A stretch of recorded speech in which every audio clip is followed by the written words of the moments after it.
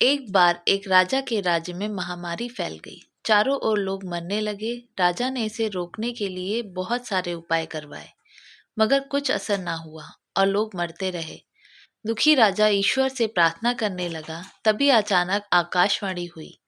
आसमान से आवाज आई कि हे राजा, तुम्हारी राजधानी के बीचों बीच जो पुराना सूखा कुआं है, अगर अमावस्या की रात को राज्य के प्रत्येक घर से एक एक बाल्टी दूध उस कुएं में डाला जाए तो अगली ही सुबह ये महामारी समाप्त हो जाएगी और लोगों का मरना बंद हो जाएगा।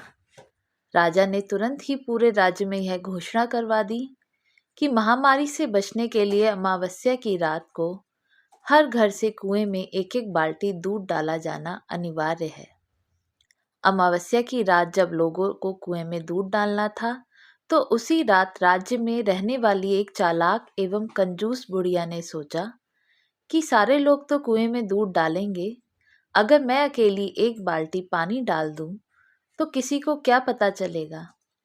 इसी विचार से उस कंजूस बुढ़िया ने रात में चुपचाप एक बाल्टी पानी कुएं में डाल दिया। अगले दिन जब सुबह हुई तो लोग वैसे ही मर रहे थे। कुछ भी नहीं बदला था, क्योंकि महामारी समाप्त नहीं हुई थी। राजा ने जब कुएं के पास जाकर इसका कारण जानना चाहा, तो उसने देखा कि सारा कुआं पानी से भरा हुआ है। दूध की एक बूंद भी वहां नहीं थी। राजा समझ गया कि इसी कारण से महामारी दूर नहीं हुई और लोग अभी भी मर रहे हैं। दरअसल ऐसा इसलिए हुआ क्योंकि जो विचार उस बुढ़िया के मन में आया था, वही विचार पूरे राज्य के लोगों के मन में आ गया और किसी ने भी कुएं में दूध नहीं डाला।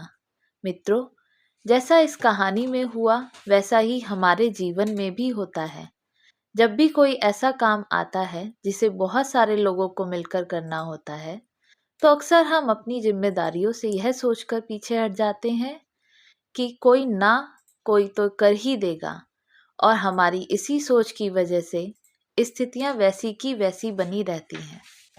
अगर हम दूसरों की परवाह किए बिना अपने हिस्से की जिम्मेदारी निभाने लग जाएं, तो पूरे देश में भी ऐसा बदलाव ला सकते हैं जिसकी आज हमें ज़रूरत है।